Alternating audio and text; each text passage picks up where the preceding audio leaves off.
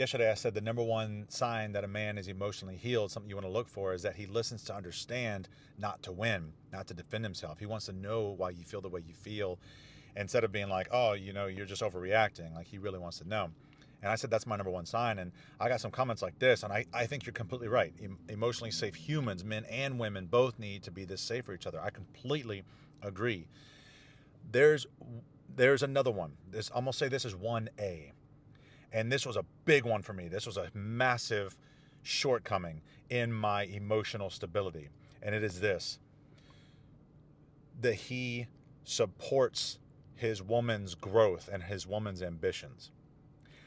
Now, I think obviously both men and women need to be that supportive, but in my dating history, I've run into one woman who was not super supportive of my growth, and she's the only woman I've ever dated who was not emotionally safe, not emotionally regulated. I was always on eggshells around her.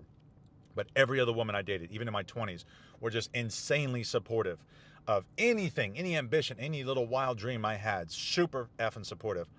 But I wasn't. And I think this is a unique phenomenon that distorts heavily towards the male side, where they aren't super supportive. And I think it's because when I think back on those days where I would get so angry at their wanting to flourish, is that I felt threatened. I felt like they were mirroring what I was not capable of doing, which is bringing myself up in the depths of my despair and looking at life in a positive lens. And when you're emotionally dysregulated, every day is a bad day. So anytime I had a bad day, which was most days, and they had some good news or they were excited about an idea, I would quell it, I would squash it, and I would bring the energy down because I had to have her on my level. Otherwise, I would feel lost and below her.